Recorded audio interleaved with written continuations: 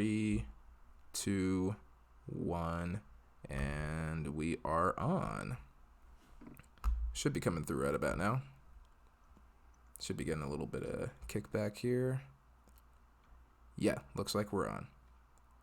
Viewer discretion is advised. Because COPA is a thing now, and we need to kind of guard ourselves a little bit here. Oh, yeah, that whole thing. Oh, yeah. You know what it's about. And I think I might go ahead and just tweet this out real quick, that we are live with the podcast there. Yeah, let me go ahead and just grab that. I think we got our first couple viewers in right now. 2 watching by my count. All right, perfect. And just let everyone know that we are indeed live now. Live now with VI. Paste that out. Put that on my social media accounts, yada, yada, yada. And then that's all I got. And let's put what you on. gotta do. Gotta share it. Yeah, gotta get word out. Put it on the Twitter sphere here. Just waiting for our regulars to go ahead and pop in. Yeah, it's interesting. Finding an acronym for my channel. We were kind of loosely based on Mission Impossible, and right. So the acronym that they used on the show and in the movies was the Impossible Mission Force, IMF, right? Right. And so we were like, oh, we'll be the Impossible Vacation Force. So we started using IVF, and that didn't go so great for us. Oh. Because that's in vitro fertilization. Yes. So there were a lot of very confused people coming along. So now, yeah, VI is more what we go for. It's a little safer. Yeah, definitely. I mean, if you get this instead of Village Inn, I'd say that you found a win, honestly. Personal opinion of mine.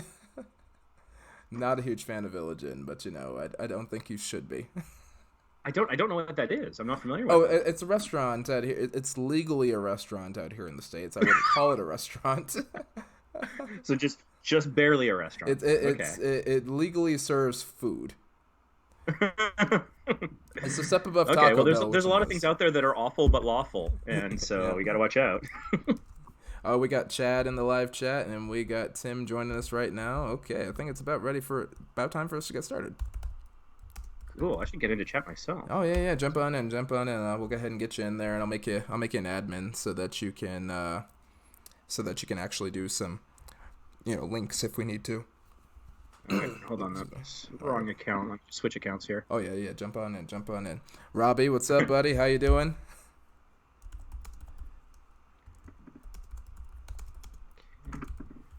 Oh, bro, you lost the vet. Though the O2. The O2 went down. Chad lost his vet. He just got the thing running, too. I feel for you, brother. I feel for you, man. It's all good. Man. The fact is, you got the experience of putting it back together. That's what really counts, and you're still going forward. That's the mark of a true hero. That's what you do. All day. Yeah, anybody can be a hero when everything works just right. Exactly. That's easy stuff, man. All right, guys. Well, now that the disclaimer's out of the way, all right, I'll go ahead and do the disclaimer.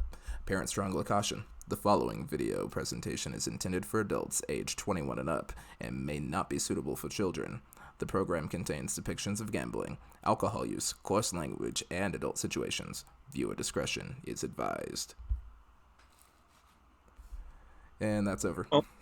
The good thing is you in Canada we have a thing called CanCon, where if you have enough Canadian content, you can get like government grants and tax breaks, and your product can be on Canadian television. So I think you meet the CanCon requirement because half of the voices people are listening to right now are Canadian. Awesome, we're officially CanCon. Right on. All right, guys, and welcome back to the #Vegas Video Podcast. I'm your host, Ace of Vegas here, and also wanted to go ahead and introduce our co-host today, Ray from Vacation Impossible. Ray, say what's up. Live chat. Let's go ahead and give him a round of applause here. Hey, spinners and sharks. How's everybody doing? This is Ray from Vacation Impossible. We travel all over North America and Europe, and Vegas is one of our mainstays. And so with Ace of Vegas's encouragement, we recently made a return to Vegas after a very long hiatus. It's probably been at least 3 or 4 years since I've been to Vegas, so it changed up a bit. But some things for the better, some things not as much. But it was a great trip. All right, good deal, good deal. Well, that's what I like to hear there. So just wanted to go ahead and get everything all sorted in the chat today. So yeah, Ray. So what do we have planned for today's podcast? We're talking a bit. We just got back from our Vegas trip. We actually did a couple crossover episodes, which is pretty cool. Because we did what did we do? House of Blues, and I think we did Public House, which you guys set us up on. But joke's on you, it wasn't that bad. I enjoyed it quite a bit, actually. Yeah, I had very little complaints. I think the drinks were overpriced. Oh, but the service was fantastic and the food was great. Yeah, definitely. No, they did a good job. I think it was a little underseasoned, but the food was fresh. Could have stood a little more spice on the wings. Your veggies were off. Yeah, I know those were terrible. It was just like, slice off like half a carrot and charge like, $5 for the side of celery and like half of a carrot like shaved into little shave. It was pitiful. But the wings were spot on. So I'd say we're doing pretty good. Yeah, my burger was solid. Yeah, good deal. But anyway, yeah, let's go ahead and get into the, speaking of the meat and potatoes of the podcast, let's get into the meat and potatoes of the podcast. So today we wanted to go ahead and do two things while we got Ray with us. One is we wanted to go ahead and talk about the MyVegas cruises, because those are very popular this time of year. Usually towards the end of a reward cycle around October, November is when MyVegas likes to kick out those cruises. They also have those all Asian ones that go out to Macau and Hong Kong and things like that for a couple of days that are worth 1 million points too. But people don't do those a lot because you have to fly all the way out to China and Hong Kong and things like that. So we mainly wanted to talk about the ones from the Caribbean. But first, we wanted to go ahead and talk about tipping. So, Ray, let me ask you a little something. So in Canada, is it customary to tip? Oh, yeah. I think from a cultural standpoint, it's not very different at all, tipping in Canada versus the U.S.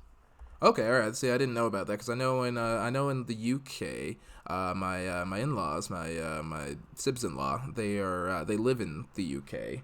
And I don't think it's terribly customary to tip there. And I know in a number of other countries it's not terribly customary to tip.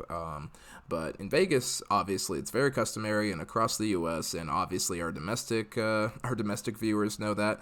But we do have a fair amount of viewers from the UK and from Canada, and I think Australia and Germany are also popular foreign viewers too. And for some reason, Japan. I think a solid 3% of the audience is Japanese. Not sure. I'm not sure how well they understand me over there. But, konbanwa, o genki desu ka, domo arigatou gozaimasu. So thank you all for that. Yeah, what he said goes double for me. all day. All day, right on. I'm taking that on faith. Right? Definitely a positive. Interesting. The tipping thing in Europe is kind of strange. So, for example, when you go to a pub in the UK, you normally order the food and bring it to the table, or it's brought to the table. So, like, the ordering process is different. And, there's the notorious, like, French waiter who, they kind of live down to that expectation. It's, some people think that that's because you don't generally tip your servers or your waiters. But I was reading not too long ago that apparently it's relatively customary to tip your bag boy at a grocery store when you're in Europe. So it's not that they don't have tipping; it's that they do it very differently. Oh, very much so. Yeah, I did not know that. Yeah, I haven't tested the grocery store thing out myself. When I've been in Europe, I didn't go to grocery stores practically at all. So, but that's just something I've heard. That makes sense there. Okay, well, let's go ahead and go through a quiz over here. So, since you are an avid cruiser and you are an avid Vegas visitor, I suspect you've got this. But for anyone that I suspect I don't. I'm not confident going into this at all. All right, well, let's see how you do. Because a few of these actually surprised me too. A caveat before we begin, I should mention, is a big part of the Vacation Impossible channels. We try to show you how you can travel more cheaply so that you can go more often. So I am sometimes fairly cheap. Full disclosure. Right. Joke's on you. That's our entire MO around here. All right, these are my people. There you go. So we are good. Right on. Okay, well, let's go ahead and have a look-see over here, and let's get into our very first one. And you know what, live chat, let's go ahead and get you guys playing too. I want to see how you guys do. So, we're talking tipping for transportation. So this is from getting back and forth from the airport, getting around downtown, getting around on the strip, all that jazz over here. So your transportation driver, whether they're the bus driver, the limo driver, the taxi driver, do you tip or do you don't tip? Or do you don't tip? Do you not tip? Jesus. I'm drinking Sawtooth Nitro, by the way, guys, so that's where my grammar went. Okay, so for most of those, yes to tipping. Although, I mean, if it's a bus driver on public transport or you're taking the deuce, honestly, it wouldn't have occurred to me to tip there. Although I don't generally take that form of transport outside of my own city. So, but yeah, no, if it's a limo driver, absolutely. If it's a cab driver, Lyft, Uber, whatever it is, tipping is appropriate. And one of the factors that I think goes into tipping in those instances, particularly if you're going to and from the airport, if you're hopping from hotel to hotel with luggage, how many pieces of luggage you bring often influences the tip. So you might be taking like a super shuttle, and this is not necessarily Vegas, but like I go to LA a lot. And so I generally add at least $1 per piece of luggage that they handle. But if they don't handle the luggage, then they don't get that bonus from me. But that's just the way that I operate. One of the things I like to do is I'll designate a member in my group, what I call the Goodwill Ambassador, and I'll put them in charge of tipping because it's just too stressful. There you go, right? Here are the singles, divvy them up, right? Yeah, Okay. so like Mindy on our channel will frequently be designated the Goodwill Ambassador. I'll hand her a wad of cash, and I'm like, just figure it out. Oh, I figured that'd be John's job. It seems like his type of thing right there. I love John, but I don't think I trust him with cash. Fair enough. Right on. Well, let's go ahead and see what the live chat said. So Chad is saying $5. I'm assuming referring to rideshare. Yeah, it looks like rideshare seems to be the big thing. Robbie also agreeing about $5 for the rideshare. Vegas Tips and Tricks is saying tip. So John from week before last week's podcast, welcome back, John, is saying tip for sure. Let's see. And then we also got Thomas saying rideshare $5. And Survey says, yes, we do tip. So actually, believe it or not, the bus driver, it is indeed customary to tip. Usually it's only about $2. Specifically, the deuce is what I found on the etiquette guides and on TripAdvisor. So there's that. If you're going hard with a limo, $20 is expected. I did that for the actually I think I might have done a little more for the VIP check-in. I think I did about 25 because the lady was she was super cool. Kind of reminded me of like Queen Latifah, and then she grabbed the bags and everything. She was super cool and she was really funny. So good time there. Good personality goes a long way. Definitely. Just before we go too far ahead, I just want to point out Thomas J in chat was talking about being asked to fill out a tip line at fast food drive-through. So I don't know if it'll come up in the quiz, but if not, I wouldn't mind circling back to that subject a little later because I think that's an interesting point. Yeah, we'll definitely have to talk about that because that is typically not customary, at least not here in the States, and it wasn't on the list, unfortunately. I've noticed it's becoming more common. So there seems to be a trend, I don't know if it's like the Moneris terminal Transelect people are pushing it or if it's the franchisees or what, but there seems to be a trend in that direction. But we can get into that later. We get into interrupt the flow later. of the quiz. Oh, no worries. I'm 1 for 1, so I'm doing good. I don't want to ruin my momentum. Yep. And rideshare is about right. $5 or 15% seems to be pretty standard for taxis or Ubers or what have you. So no, that's a good call. Yep. The exception, though, here's an interesting exception. Self-driving cars, they do have co-pilots in them, and I have a video on that coming up. But the self-driving cars, they do have co-pilots. So Bumblebee is driving with Spike and Buster Woodwicky. Nice. But they cannot accept tips. It's just kind of a deal since they technically don't work for Lyft or something like that. It's a little confusing, but they cannot accept tips. So that's the only. I said the same thing. I'm like, come on, man, you did such a great job. You explained the engineering and all that. Let me go ahead. And he's like, no. I wish we could just give us that 5-star review. So I'm like, okay, cool. We'll get that 5-star. So give them interesting. Top tier review. That's the most you guys can do for them legally, unfortunately, or just legally. I guess it's just part of their contract.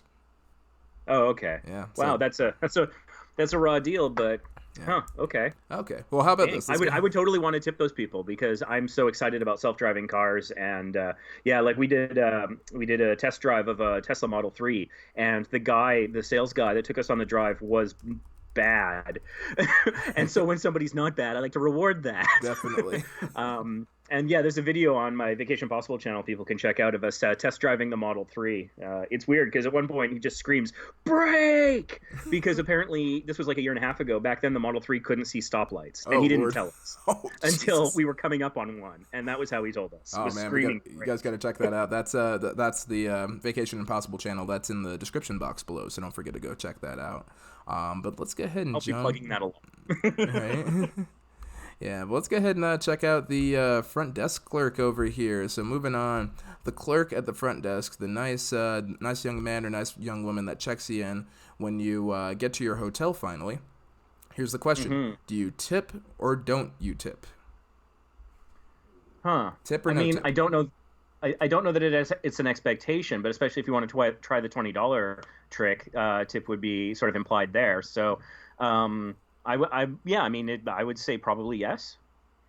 All right, let's go ahead and see. Live chat, what do you guys think? Tip or no tip? Let's go ahead and give it just a second. And again, this is not the concierge, but the front desk clerk. So nice folks up front. They they get you your room card, they get you your key, all that good type of stuff, and we'll go from there. So it looks like live chat. Robbie is saying I always apply the $20 trick. So that's looks like a yes to tipping. Thomas, I wouldn't tip unless bribing. I think that also refers to the $20 tip right there. So there's that too. I think I'm kind of with Thomas on this one, but it depends. And there is Tim doing the actual $20 or the $2 tip to Ace of Vegas. Thank you, Tim. And he is saying right, you tip chat. $20. Right on. We got that super chat right there. And Vegas tips and tricks. John says I never haven't tipped the front desk. All right, guys. Well, let's see what survey says. Full disclosure, I haven't. I just feel obligated that I should. But it also depends on the service you get. I've had people who were asleep at the switch, and I've had people that put on a little show for me and everything in between. So it really kind of depends on the service. But I don't think I'd feel that bad about not tipping if they were just kind of a robot. Yeah, so that's a pretty good point. And actually, officially speaking, the front desk clerk don't tip. They do not accept it, with the exception of if they give the $20 tip, if they give you a free upgrade, because let's be honest, guys, everybody here knows that the $20 tip, giving them $20 doesn't really do it. It's a tip because they're empowered to make your trip better. If they kick you like a $75 room credit and you didn't ask for it, or if they give you a better room, or they're like, hey, let me go ahead and put an extra $50 of free play, tip them the $20 and thank them kindly, because that's them trying to make your experience better. That's what it really comes down to. So with the exception of the $20 tip, do not tip the front desk. Yeah, good to know. One philosophy that I spent 8 years teaching customer service to people. And one of the things we always talked about is E+1. It was like expectations +1. Try to find some small way to surprise somebody every time. And that's the kind of thing I look for if I were to tip in that situation, is have my expectations been surprised in some way. Nice. Go further beyond. All right. Well, actually, speaking of which, expectations, let's go ahead and jump on to the next one over here. So live chat, going to ask you guys right now, tipping the concierge, tip or no tip. So these are the folks that are also behind the counter, separate from the front desk, and they do special things for you. So they'll do they'll do reservations to shows, reservations to they'll send fruit up for you and all that for you and your spouse for your anniversary. Let's see what else do they do. They book dinner reservations, that sort of thing for you. So the concierge, Jill over here, we can't actually see her face in this one, it's just kind of the way the photo's cropped. Tip or no tip? Do we tip Jill over here for being the concierge? I would say yes, but with a giant asterisk of the fact that I don't think I've ever actually used a concierge for more than like directions, like, hey, which way's the elevator? So I've never actually used the concierge for what the concierge is for. All right, yeah, that's a good point there.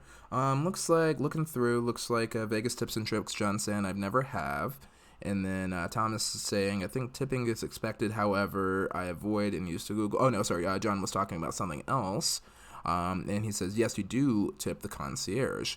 Let's go ahead and take a look at the survey over here. Survey says it is optional actually. So if it's a request that doesn't require a lot of effort, like if you're just asking for directions, like, hey, how do I get back to the monorail from here? They're like, oh, go straight through the atrium. Once you hit the pyramid, take a hard left. If you get to the tiger exhibit, you've gone too far, because that's exactly what hotels in Vegas are like, and I'm only halfway joking about that.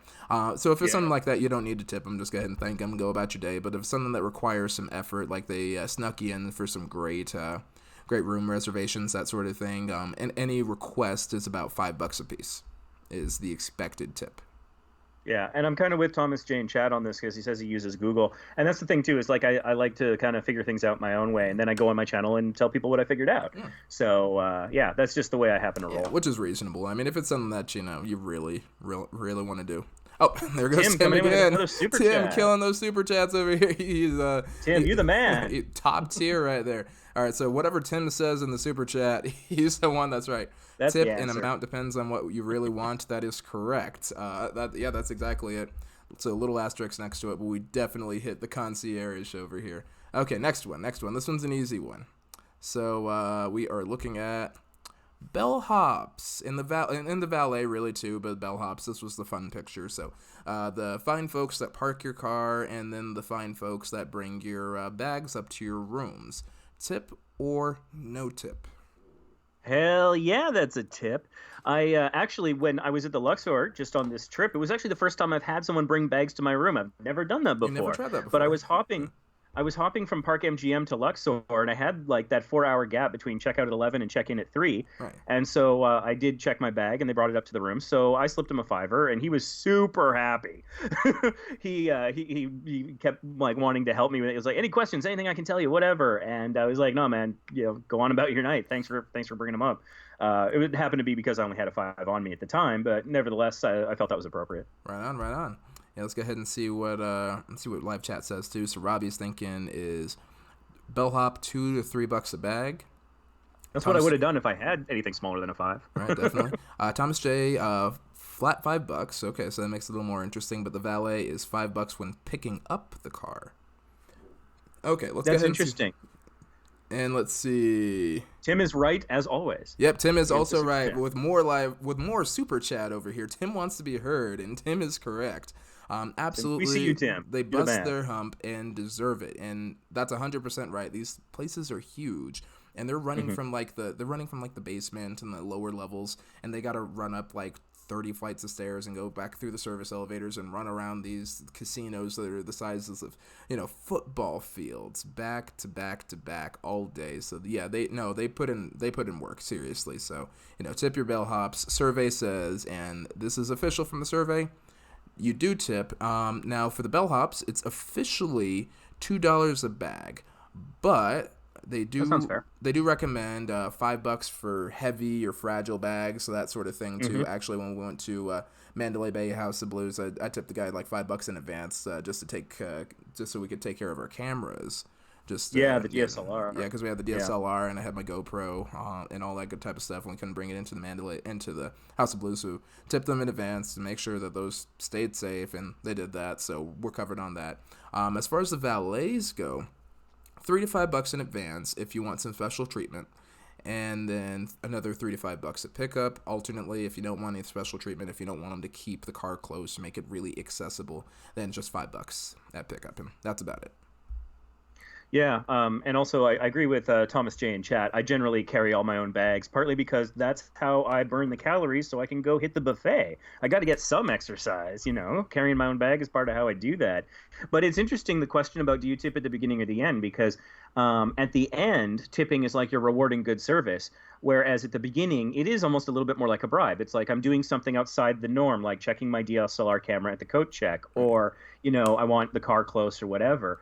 And so you have the potential of purchasing better service. And so it's an interesting philosophical question of do you do before or after? Yeah. And yeah, I think it very much depends on what you're looking for. If it's that important to you, I say tip a little bit in advance, then they remember you. Yeah, and just hope that it's not like Ferris Bueller's Day Off with the car. Right.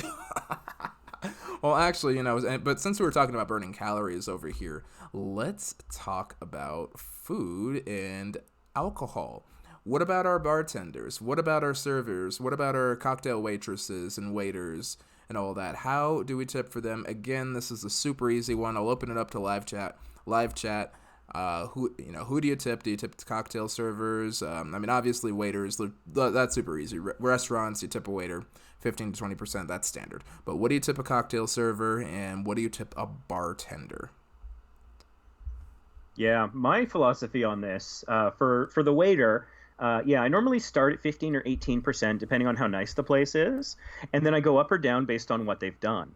I max out at 20%, and sometimes I'll go as low as 10 if they're just trash, because they're underpaid. So I don't think I'd ever go below 10%. And I've had waiters spill stuff on me, and I think I still gave 10%. So that's that. In terms of like bartender or anyone bringing you drinks, my philosophy is the first tip is always the biggest, because that is me buying faster, better service the rest of the night. That is my trick too, actually. Yeah, so like, if you're at the bar and it's busy and you want to get that bartender's attention again, I might start off with a $5 and then just hit like $2 a round after that. Same, like, one of the things I love to do on the cruise ship is I go to the piano bar, and they got waiters going around with cocktail servers, I guess, for drinks. And so I'll give them a decent tip. Now on the cruise ship they build in a 15% tip to everything, so I'll throw on an extra $2 to $3, maybe even $5, depending on how busy it is and how nice they are. And then I'll just add like an additional buck every round after that on top of the built-in tip. And I always get top-tier service as a result of that. I've never kept waiting long. Nice. And let's go ahead and see what live chat says too. So Robbie's still in on it. So dinner service tips 20%, and cocktail servers we're looking at about $2 a round, and that is actually very consistent with the survey over here. So cocktail servers, $2 a drink, and then $5 for the first one to ensure prompt service. So that is correct. Bartenders, nailed it. Yeah, you're killing it, man. You're right. I think you're like what, 5 for 5? Yeah, maybe I hedged on a few of them though. Yeah, there are a couple of them, but I think judges will allow it. Bartenders a little more complicated. So depending on how long your tab is, you want about 15. Oh, excuse me. Sorry about that. Swallowed the beer a little too hard there. You want about 15 to 20% of the tab, which, or alternately, $2 a drink, whichever is greater. So it just depends on what's going on and what you're getting, but that's what's customary for bartenders. And yeah, you guys hit it on the nail on the head with waiters and waitresses. About 15 to 20% of the bill, 10% if they've really done a bollocks job and you've talked about it and all that good type of stuff. It is worth noting though that you don't tip them based on the food quality. It is independent of the service because they are not in charge of the kitchen. Their job is just to relay things to the kitchen, let you know, and then see how you're doing so they can go ahead and relay things to the kitchen and fix your experience. So the food's bad, it's not their fault. If they've done everything in their power to make sure that the food is superior for you, then you definitely want to make sure that their tip tip is based on their performance solely, not the kitchens and not the managers. A couple of little notes on that though. A lot of restaurants will they will pool their tips and distribute them on a percentage basis. So like if the server is paired up with a host is paired up with a particular chef or whatever, then they'll often do a percentage split amongst them as sort of a team. It's not that uncommon, but the manager and the hostess always gets the smallest percentage. And the server obviously gets the lion's share, but sometimes the chef will get like the secondary or possibly the busser, depending on how the setup is and what kind of service you receive. Yeah, see, I heard the busser a lot too, and sometimes they'll independently tip the busser if they're really cool. They're just back, and they're like, I got that plate. Hey, let me go ahead and get some more water for you. Those guys I'll take care of on the side. Yeah, and a note about the bad food, and just if something does go wrong, I mean, you can't fully penalize them if they're not aware of it. And so I think there's a lot of people who do, it's a little passive aggressive, and I'm not throwing stones or anything, but some people be like, oh, I don't know, whatever. There's a classic example of this person who was upset that their birthday wasn't acknowledged. And they never mentioned anything to anyone, and the restaurant had no earthly idea that it was their birthday. And they penalized them on the tip for that. So you have to give them an opportunity to make it right. And if they whiff on that, if you let them know, hey, like the steak isn't how I ordered or whatever it was, and you don't give them that opportunity, then you can't penalize them nearly as much. But if you give them the opportunity and they don't give a damn, that's a whole different sort of thing where that's fair game, but you got to let them know. And it's interesting on the cruise ship. The dimension is they know your birthday. Oh. because you check in and the restaurant has access to that information. So don't be surprised. It's not a guarantee, but if you're on the cruise ship and it's your birthday and you don't tell anyone and they come and sing happy birthday to you at dinner, that's why. That's how that happens. That is Another awesome. interesting Yeah, oh, it is. They're little data mining ninjas. They're amazing. And another point about if you have like the soda package, so you have unlimited soda, but if they bring it to you, I always make sure to tip them if they're bringing it to me a little bit as well. And so one thing that's nice is that if you do that and they get to know you, when I show up at the piano bar, when I show up at the restaurant, my favorite beverage will be waiting for me on many Excellent. That's a occasions good deal. on So that they're good at second remembering. trip. If you treat them right that first time, and then you come back and it's like, since you've got the unlimited package, it doesn't cost you anything, so it's waiting there for you even without you having to order it. Now that's not a guarantee, but it can happen, and it's lovely when it does. Oh, nice to know. Well, since you mentioned steak in that last bit over there, let's raise the stakes a little bit. Oh boy. Tipping dealers over here. So this handsome young lady. So we just moved off for that lovely young lady to this handsome young man over here. He's the one dealing your cards right now, spinning the ball and all that stuff too. So what would you guys say about tipping casino dealers? Tip or no tip? Also, thank you again to Tim in the live chat talking playing video poker. Tip well, get free drinks fast. 100% agree. That's a good way to do it. Also, shout outs to Justin for dropping on by. I think Justin's going to be in town in December, where the boss lady and I are actually going to be there too. So Justin, don't forget to go ahead and hit me up after the show too. But good times. All right. But anyway, yeah, I kind of cut you guys off. So tip or no tip? Do we tip the casino dealer? See, the thing is I don't gamble like at all. So from what I've seen This from is a tough TVs and one. movies, I would say that yes. But I've never been in a situation where it's been useful or have needed to. So I gamble on cheap flights and cheap hotels. I don't gamble with the traditional kind of gambling. All right, fair enough. But your guess is, so just to be clear, your guess is yes or no? My guess is a yes. All right, your guess is a yes. All right, let's go ahead and see. Certainly, if you're winning, I mean, you got to spread the love and the wealth around, I would imagine. Right, But definitely. but of course, you don't want to make it look like a bribe, so I don't know. Well, let's go ahead and see here. Let's see. Justin is saying you're correct. Oh, yeah, that's about. All right, so we're gonna hang out in Vegas, man. But when I play tables, I always tip my dealer. How much depends on how amicable the dealer is. Okay, so that's another one. Personality Robbie counts for a lot. Yeah, so Robbie's coming in. If you're up, tip. Okay, that makes sense too. Milsec, I only tip if I'm up pretty good, and Thomas is if I lose, I don't tip crap. Okay, so we're in the same boat over here. Let's go ahead and see what the judges say. According to, I think it was etiquette. It's the etiquette lady. I think is who it is. That's who I stole this from. Partially from TripAdvisor, partially from the etiquette lady. And the survey says, optional. If you're winning, yes. Offer a tip relative to how much you're winning. It's not very clear there, so it just depends on how well you're doing. So if you're playing at a low stakes table, a couple bucks is fine. If you're playing a high stakes table, well, you better be token. But here's another little caveat to that. Alternatively, you can offer your toke and a toke is it's casino parlance, it's casino slang for a tip. That's what that is for anyone that doesn't know. But alternatively, you can offer your toke as a bet on the dealer's behalf. So you can give them the option, depending on how well you've been playing or how well they know the game. They may just go ahead and take the money, or if they're feeling really fun, they're like, you know what, boss, go ahead and bet it for me, win me some more. And if they win that bet, you go ahead and hand them the whole thing, and then they get to enjoy it. And if not, then it's like, hey, say la vie, it happens. So it's a good time. That's just their way of interacting. I think on the way out, though, you don't want to do it as a bet. You just want to go ahead and kick them a couple bucks too. Like if I'm in a rush to get somewhere, I'll stop like right beforehand, and if the dealer doesn't give me any trouble, I'll go ahead and like leave them the bet as a tip or whatever. It's just one of those things I'll do. Nice. And we what got else Tim in with another super chat. another and I super like chat right point. there. When playing Yeah, craps, he says yes. playing craps, yes, blackjack, no, which is interesting because I mean, craps is super random and everything, but blackjack's almost slightly adversarial, and so I can kind of see where that's coming from. Yeah, so I mean, I usually do tip at the blackjack. Now I usually leave while I'm winning at the blackjack table, so there's another thing too. So I'll usually kick him a little something, but Tim actually brings up a good point. I guess it does depend on your game too. So there you go. That's who he's topping right there. That's why he's pinned. So good times. And the majority of the dealers are friendly, but if I get a dealer who just steals cards like a zombie, that doesn't warrant a good tip for me. So, yep, that's 100% it. That's So, fair. yeah, partially dependent on if you're winning or losing, and partially dependent on if they are actually a nice dealer or not. So, Yeah. I okay. mean, if you're in the service industry and you're behaving like a robot, then just send a robot because that would be cool. Right? Playing against R2D2, IG88. We will terminate your 21.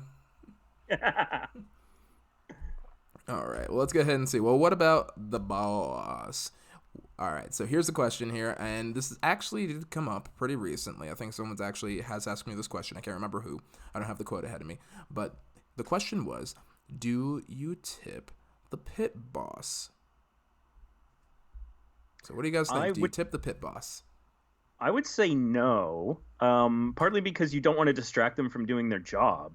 And I would think it might come off as like not appropriate. And I'm just thinking like, I mean, if you had spoken with them or they'd spoken to you on like for a good reason, which I have trouble envisioning, then maybe if they offered some kind of service, but that's not their job. Their job is like security. And so you don't want to distract security from doing the job of security. So that too, in addition to that, they are also in charge of the player experience too, and then they also do manage your comps if you get them on the floor too. So there's another factor right there.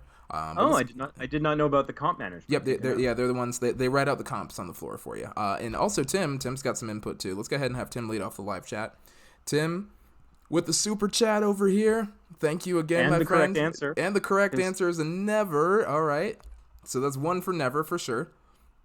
And then you also have Robbie in here. I've never tipped the pit boss, which makes sense. Let's see. Thomas J. Laughing my ass off. Zero chance. Which I love that response right there. Justin says, for the most part, he wouldn't. If he offered a comp, I might tip him in that scenario. But let's go ahead and go through. Official survey says, no, you don't tip them. They make upwards of $70,000 a year in salary. They're not allowed to take tips. If you really like how they treated you, tip one of their subordinates, like the dealer, the bartender, the cocktail server. So tip the guy that works for them. Be like, hey, you know what? You pay them the compliment, like, hey, you know what? You did a great job. I like this guy over here. I like Bill at the table, like Jill at the craps pit over here. Here's a little something for him. Tell him to keep up the good work. Well, and here's a question for you. I worked for 14 years in an amusement park, and one of the things people had the opportunity to do was complain or compliment regarding the staff. They fill out a comment form and that sort of thing. So if you wanted to provide a recorded compliment to let the facility know that the person's doing a great job, would that maybe be an appropriate thing? It's like, hey, Phil, the pit boss is doing a great job, and I just wanted to, give him a kudos or something, through the organization. Would that be appropriate? That's a good question. I think the word of mouth is probably the best thing there. So yeah, I think if there is a way to do that, that would I think that'd be appropriate. But yeah, no monetary tips, no monetary gifts. But I think that'd be fine. Just finding the manager, or, putting up a review on the website, like, hey, Phil did a great job, handled my comps very well, handled my play very well, was very sporting, even helped me out with learning the ropes of the game. Sure, yeah, definitely, I'd take it. Yeah, give him a shout out. I think is fine. But yep, no money. They make money. No money for them. Yeah, it sounds like they do all right. Right. So all good stuff. But actually, while we're talking about cash, what about the cashiers? Here's the controversial one. I really love this one. Do you, spinners and sharks, tip the casino cashier, especially after a big win? Yeah, I think that's somewhat similar to the pit boss. I mean, I don't know that they're paid as well, but I mean, they're handling cash, and so they're bonded, and like them having their own cash while they're at work. I can't imagine that that's very okay. I was a cashier at a grocery store for 3 years, and they would have lost their damn minds if that had happened. And so, and that's a grocery store, so I can't imagine a casino would be all right with that. I don't know. All right. Let's see. All right, so let's go ahead and see what live chat's saying. So Justin's talking about, so he works at marketing. Online reputation's huge. Google reviews are a big deal. Oh, yeah, so do that Google review for your favorite pit boss there. So let's go ahead and see what live chat's thinking. So Thomas G thinking 0%. If I tip everyone, I'd go broke. Fair enough. I can respect that. Thomas J is my spirit animal. There you go, all day. There you go, top tier. Let's see, Milesic 99. Just like blackjack, I only tip the cashiers if I win big. And let's see, Robbie's popping in. I've tipped a cashier after a big win. And got the man, Dan. What's up, Dan? Dan, you're on the spot, man. Do you tip the casino cashier? And we got Tim with another super chat. Tim is just MVP today. Look at that, Tim. Thank you, man. And with all the correct answers. All Tim does is win. There you go. All right, so Tim says, no, never considered it. That's not expected. And let's see. Dan also follows up with a never. So we're thinking no for the cashier. Survey says, actually, believe it or not, it's optional. Okay. And I'll tell you why. So here's the thing. If you win really, really big or get a hand pay at the machine, you can tip the cashier. Now, allegedly, it's supposed to be a 10% tip. I don't think that's correct. That's what the quote-unquote etiquette is, but that sounds insane because they're already probably taking 30% off the top out of taxes anyway. But anything upwards of $20-$30 seems to be fine, again, depending on the payout. So if you're killing it, you pulled like $8,000 out of the machine, you give them a 50, they're probably like, that's pretty dope. But again, it's optional. Although, again, Tim is the one with the correct answer because it's Tim. Right, this is correct, indeed. Super Tim, all day. The Tim will not be questioned. We're on the podcast. Should make you a mod, man. You gotta be like an honorable sub mod. I gotta figure out how to do that. All right, I'm gonna have to figure that out. There's probably a button for that. All right, but yeah, okay. So now that we're out of the casino, let's go ahead and check back into our room over here. And what's this? Bet is made. Housekeeping. All right, now this is probably going to be the most controversial one. I've actually started a 300 comment thread about this on the Vegas Gifts, Guides, and Giveaways group before. A 300 comment thread about this, about tipping housekeeping. Yay or nay? Do you tip the housekeeper? Yeah, this is 100% yes for me, although I don't always if I'm short on cash. That's one of the challenges with tipping nowadays, becoming sort of a cashless society. I'm often finding myself stuck, but no, this is a definite yes. A couple of bucks per night minimum. And if you request something special, additional linens, a pillow, whatever, then definitely more than that. I think what made this controversial is a couple of years ago, I think it was Marriott or Ramada, somebody that I don't stay with very often. They actually had a campaign where they were telling their guests to tip the housekeeping staff. And the way that they handled it was really ham-handed, and it came off like, well, we can't provide them medical insurance or a living wage, so it's up to you. I mean, they didn't put it that way, but that's how it came across. And so it was like a social media and PR disaster. And so I think it inflamed a lot of people's feelings on this subject. And so, honestly, before that, I don't recall it being controversial. But since then, it got a lot of people's backs up because it's like, you're already charging me so much at this property. Plus, and again, Vegas, you got the resort fees, which let's not even go there. And so I can understand why people feel that way. But at the same time, it comes down to people. These are people who are cleaning up after you. And one of the things I try to do is I try to be a good guest where I don't make an unnecessary mess.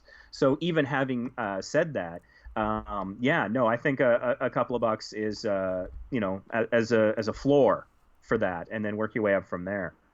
Yeah, definitely. Well, let me go ahead and see survey. So survey says, yes, you do tip. So apparently it's only expected about $3 a day or $5 a stay, whichever is greater. So if it's like a 2-day stay, I guess you're looking at $6 anyway. Just depends on what you're doing. I think $5 is pretty reasonable. $35 is pretty good.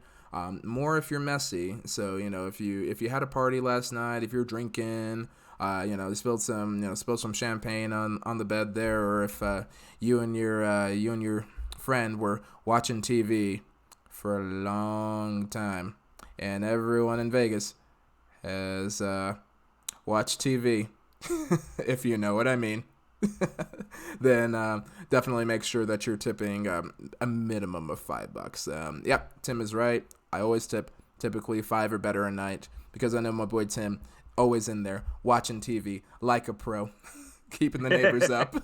But they're cheering Nobody him on. watches TV like Tim. Tim is the TV hero.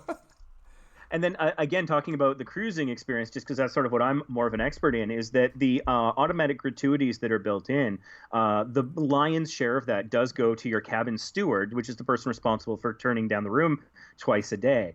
And so for that, they actually get a pretty good tip out of that. A few extra bucks is common, but any special requests. So 2 examples. One, tying into your drinking example, is I was in Mazatlan, and my buddy Sam, we had just come back from the all-inclusive resort, and he really put it to use. He got his money's worth, but then he was sick. Let's call it a protein spill. Fair enough.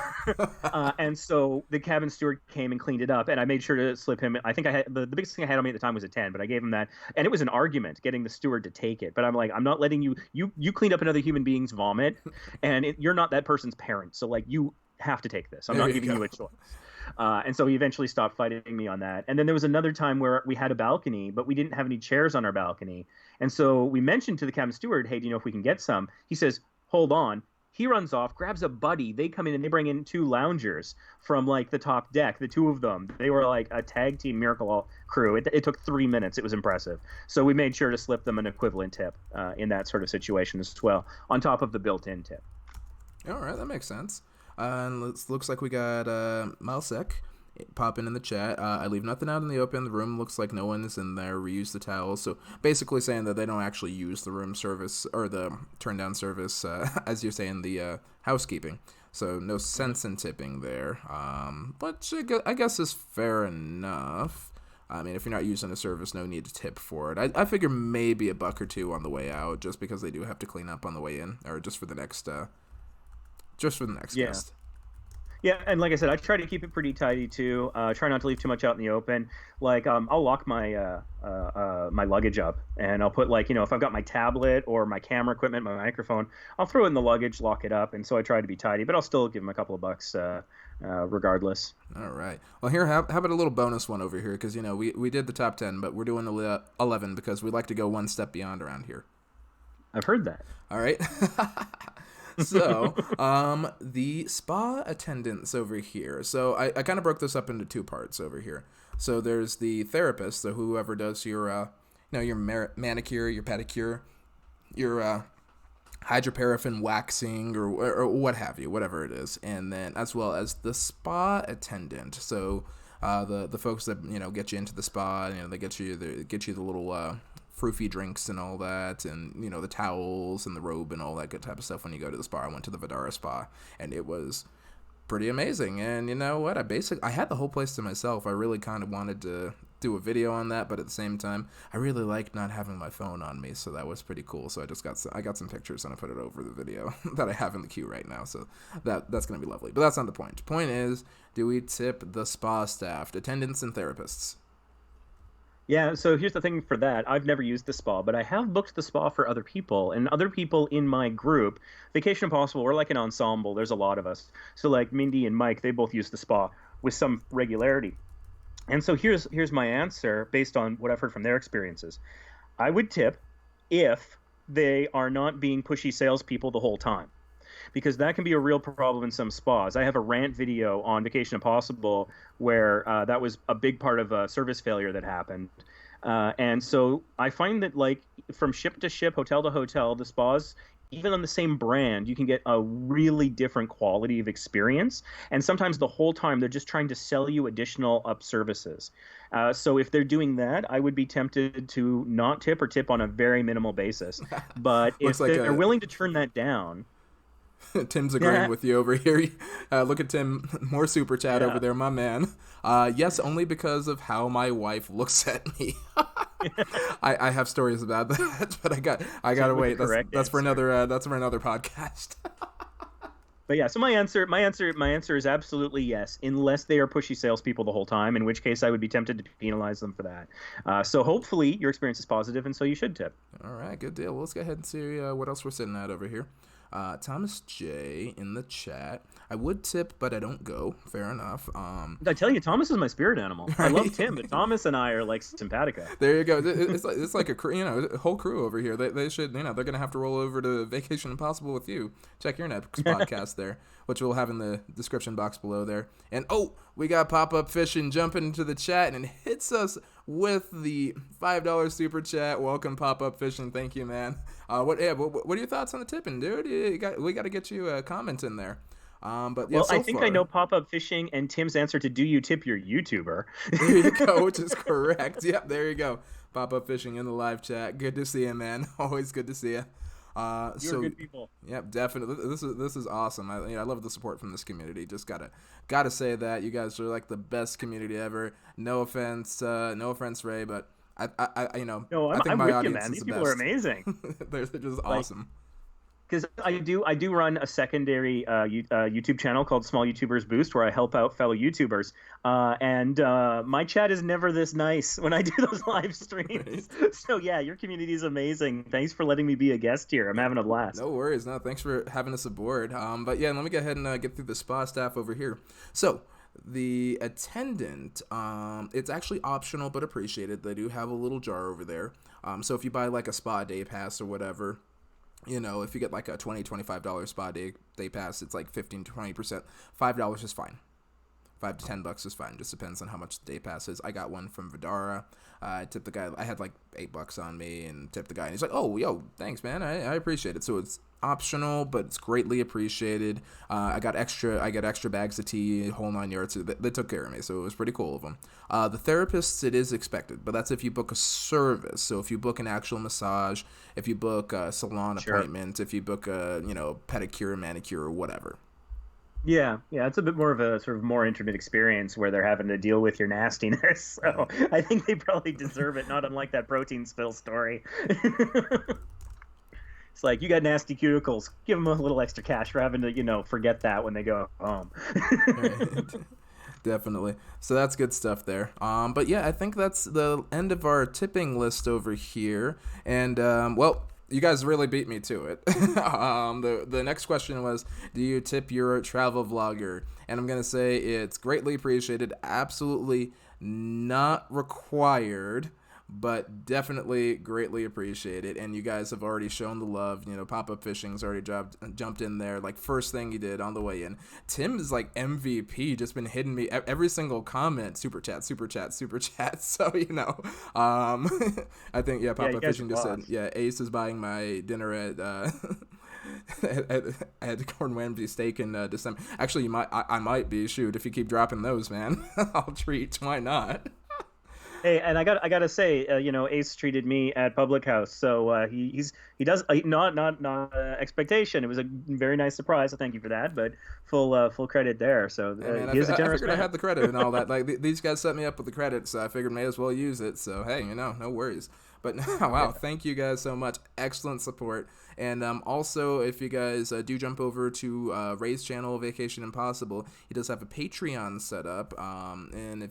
And I also, I put together a tip jar. Someone goaded me into it. A couple people actually on the channel goaded me into it. And then, the boss lady approved. So there is one over there. That is absolutely how that's absolutely how my Patreon got started. Is there were a couple people pestering me to create it. And I'm like, oh man, it's more work. But, happy to do what the audience asks for. Yeah, I might do a Patreon someday. I just don't feel like I have anything to offer that I wouldn't normally put on the channel anyway, and I don't want to put like a pay gate in front of anything. So I just have the tip jar for now in the super chat. So again, if you guys really like the tips, thank you so much, and thank you guys so much for the tips again, Tim and Pop-Up Fishing. You guys are killing it in there, making me feel really, really good. Like this, especially since, and I'm actually up right now since I did win in Vegas, so I'm feeling really great. We just recouped the whole trip right there. Nice. One of the things I struggled with thinking about creating the Patreon is I didn't want to put up a paywall, but what I also realized is it's nice having an audience that is already a fan. So if I have maybe an unpopular opinion or something controversial I want to discuss, or something I'm not ready to release publicly because everything's not totally inked yet, then that's sort of like where I can talk to some core supporters, maybe get some feedback early on in an idea. And so for me, it's not so much about the cash, it's about the fact that it's a slightly gated community in the sense that the people who are there are, they're welcoming, accepting. They want us to succeed. They want to be part of the journey. And so that dimension of it, I find really quite nice. Nice. Good times. All right. Well, we got a couple more minutes left. Did you want to talk a little bit about the MyVegas cruises? Well, sort of. I mean, I've never done it through MyVegas before, and so I am a Carnival Cruise fanatic. And as I understand it, Carnival only very rarely comes up with MyVegas. It's mostly Royal Caribbean, if I'm not mistaken. But I mean, yeah, I mean, I could go on and on for hours about cruises, but they're super fantastic because for me, I would travel to Vegas, I would go to Orlando or London or Paris or Rome or whatever, and I would have all of this research and work I would have to do, and I would have this itinerary planned out for my whole group, and I would give it to them in advance, and they'd constantly be saying, "So what's next?" Or "Why did you pick this hotel, Ray?" And that can get a little tiring, and this is a vacation. And so the thing I love about the cruises is you set foot on the ship and all of your worries are gone. Your only concern is, what am I going to eat the next time I get hungry? And that is a beautiful problem to have, whether you're in Vegas or on a cruise ship. I think being hungry is one of the greatest states to be at in either of those locations. And so it's like, if people want to go on excursion, they can go and, whatever. And so it takes a lot of the pressure off. You don't have to do as much research and you can just relax and it all just gets taken care of for you. There's the automatic gratuity. So you don't have to be like, oh, do I tip this person? Do I not? You're guaranteed to not be a total Scrooge over the whole thing. Oh, you just negated our last 45 minutes of podcast. What are you doing? Well, by getting that one reward, that one 500,000 gold coins right there, solves the problem of how you tip in Vegas because you're going to be on a boat.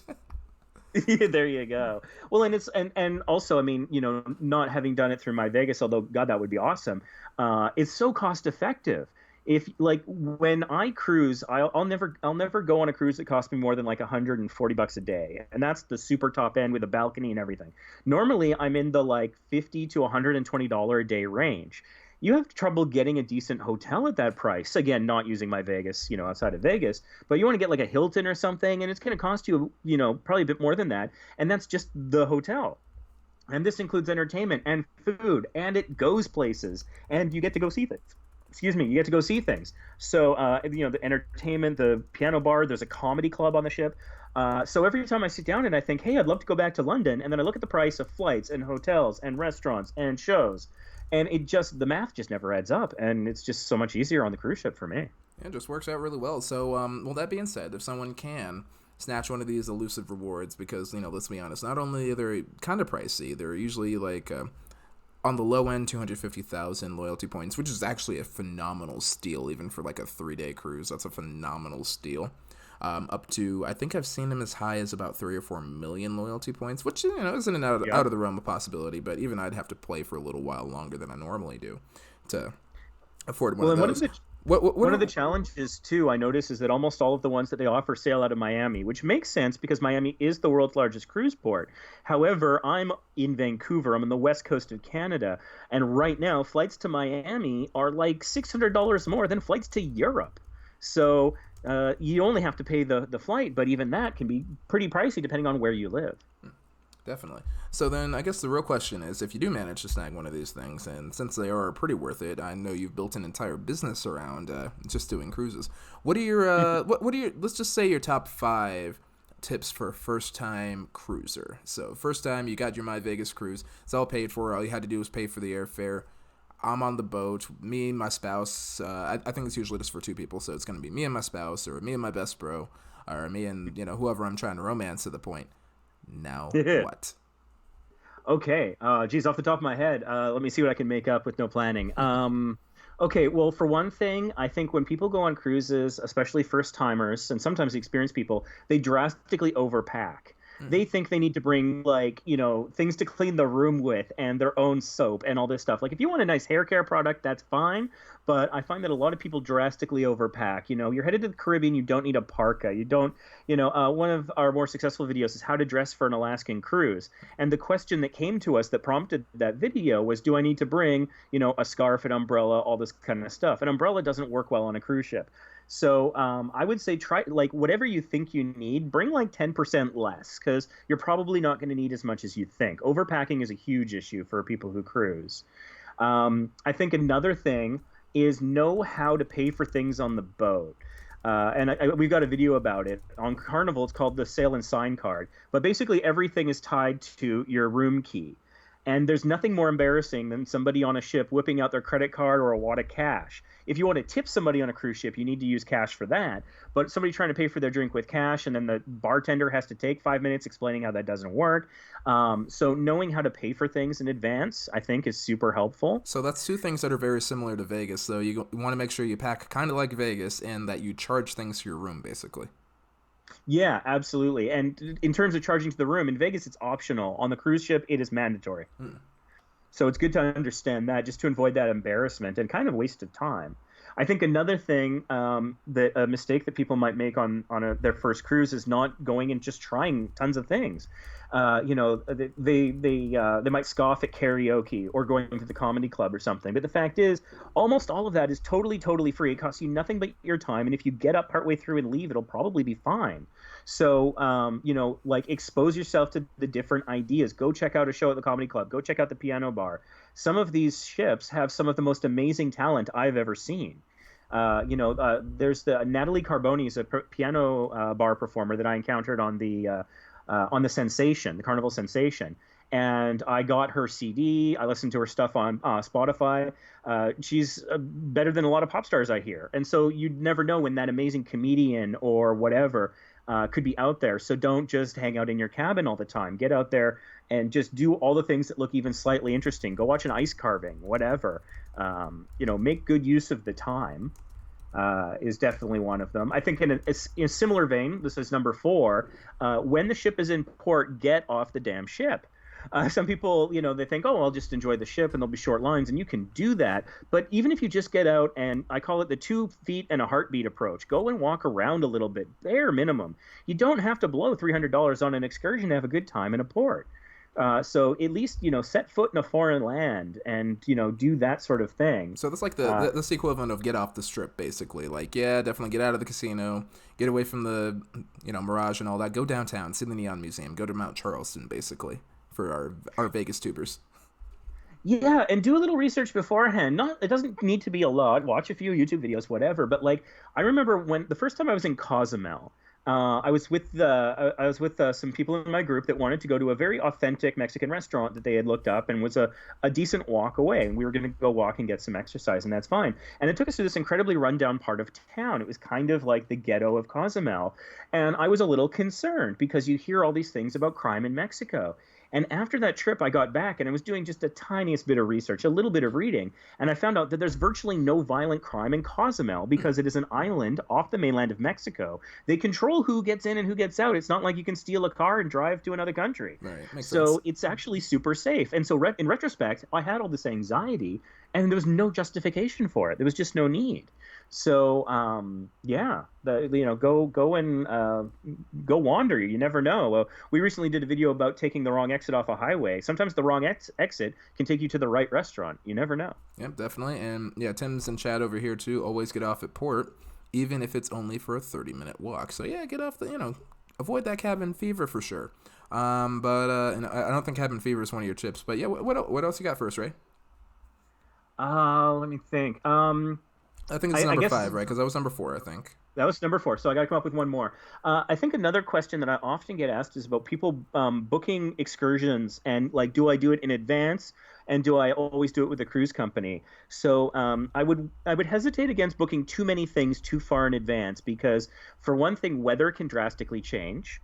So sometimes, I've wanted to do cave tubing in Belize desperately, but every time I'm in Belize, there's a rainstorm for some reason. I've had bad luck.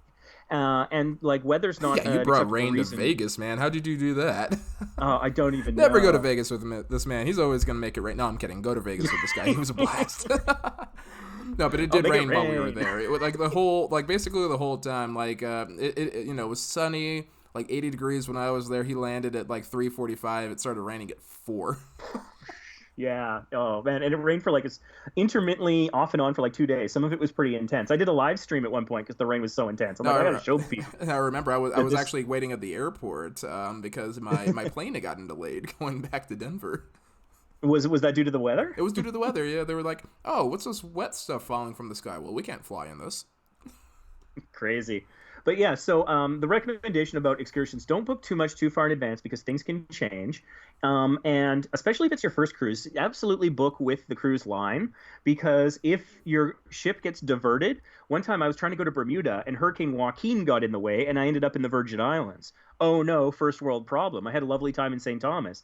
But had I booked through a third party, getting that refunded or whatever, any deposit back would have been difficult, if not impossible. So when you book with the cruise ship, it's refundable if the port changes or there's a delay, and they're guaranteed that the ship will wait for you. But if you book through a third party and it changes, you might not get your money back. Or if they blow a tire in, the charter bus that's bringing you back, the ship will not wait for you. The ship will leave without you if you're not booked through them. So we actually have a couple of videos on our channel of what's called pier runners. And these are people who are running to catch the ship at the last minute.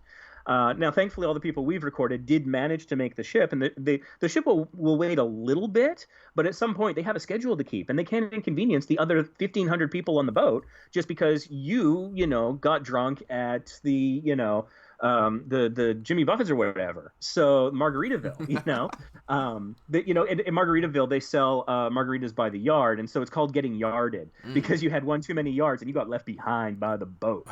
Oh, so you can save money. And we've got I see Tim commenting. You can watch Pier Runners on YouTube. Yeah, we've got a couple.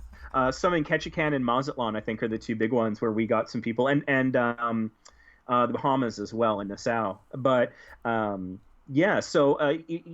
then once you're a little bit more comfortable with it, on a future cruise after maybe that first one, once you get a feel for how things work, you can potentially book through a third party. But do your research, do something where you don't have to put a deposit down in advance, and make sure that they have a good reputation. So, for example, in Honduras, in Isla Roatan, there is a place, Daniel Johnson Sloth and Monkey Hangout. These guys are super professional. For like $35-$40, they'll pick you up from the cruise terminal. They'll give you a tour of the island, a guided tour that'll include a chocolate factory. Wait, I get chocolate and monkeys? Oh, yeah. I mean, not at the same place. Oh, good. That would be messy. But yeah, there's a chocolate factory that they take you to. But also, and of course, the main thing is the sloth and monkey hangout.